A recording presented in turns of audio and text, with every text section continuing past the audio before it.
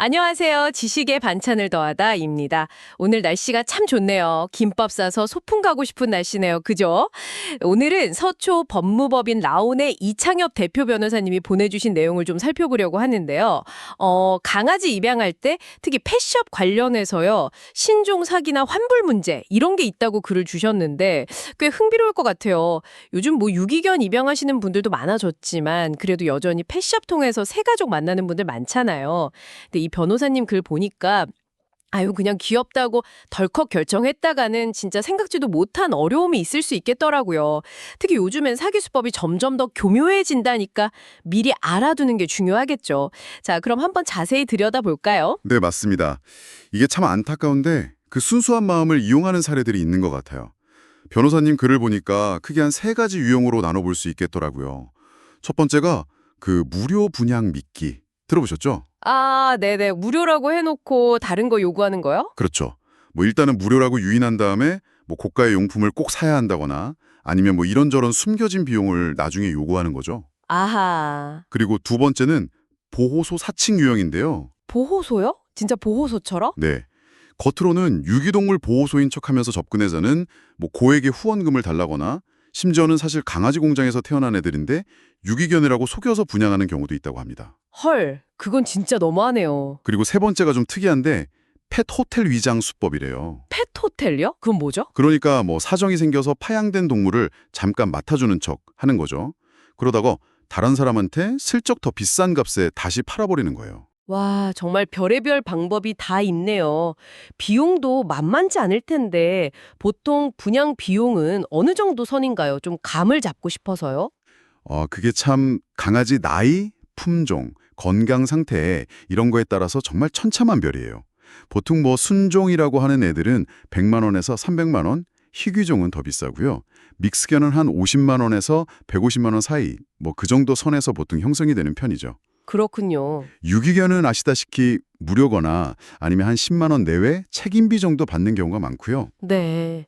그런데 이 변호사님 글에서 제가 좀 흥미롭게 본 부분이 있었어요.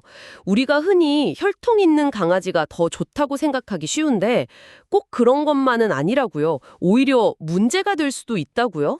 네, 맞습니다. 그 점이 사실 상당히 중요해요. 그 특정 혈통을 지키려고 하다 보면 어쩔 수 없이 근친교배가 이루어지는 경우가 많거든요. 아, 근친교배요? 네. 근데 그게 안타깝게도 유전병의 원인이 되는 경우가 많습니다. 그러니까 선천적인 질병을 가지고 태어날 확률이 높아지는 거죠.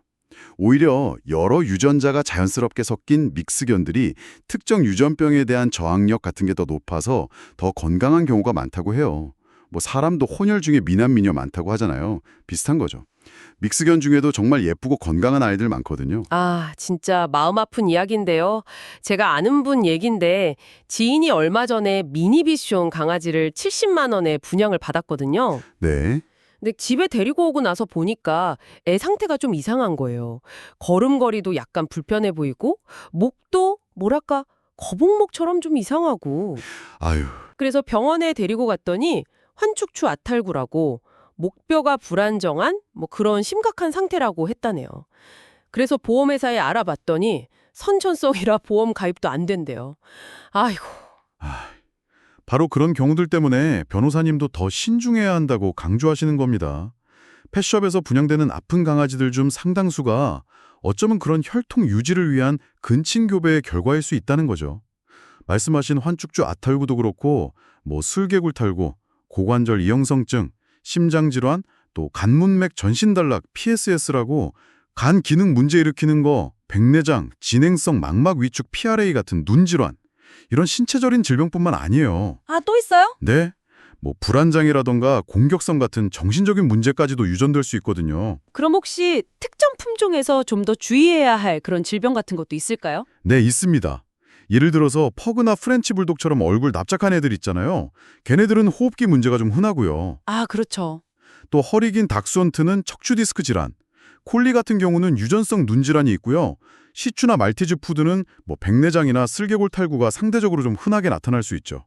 그래서 변호사님 말씀처럼 외모나 혈통만 볼 게 아니라 정말 건강한 유전자를 가졌는지, 건강 상태는 어떤지 이런 걸 확인하는 과정이 꼭 필요한 겁니다. 만약에 청취자께서 이미 분양을 받았는데 이것 좀 사기당한 것 같다 이런 생각이 들면 어떻게 해야 할까요? 일단 가장 중요한 건 변호사님도 강조하셨지만 객관적인 증거를 최대한 확보하는 겁니다.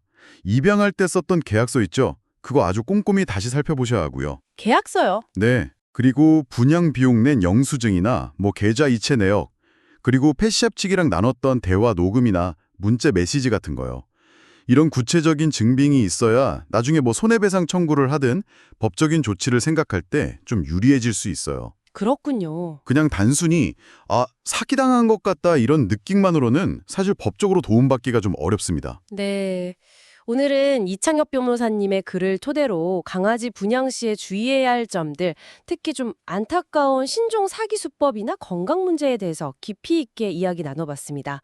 청취자께서도 혹시 새로운 가족을 맞이할 계획이 있으시다면 오늘 저희가 나눈 이야기들 꼭 기억해 주시면 좋겠습니다. 네, 그저 예쁜 외모나 혈통이라는 이름 너머에 있는 그 강아지의 어떤 건강한 삶, 그리고 그걸 지켜줘야 하는 우리의 책임에 대해서 다시 한번 생각해보는 계기가 되었으면 합니다. 오늘 살펴본 여러 사기 유형이나 또 막상 문제가 생겼을 때 법적으로 대응하기 어려운 점들을 생각해보면 글쎄요, 현재 관련 법이나 제도가 이런 교묘해지는 분양 문제들을 과연 효과적으로 막아주고 있는 걸까 하는 의문도 좀 드네요. 청취자께서는 어떻게 생각하시는지요? 이 질문을 남기면서 오늘 마무리하겠습니다. 오늘도 좋은 하루 보내시길 바랍니다.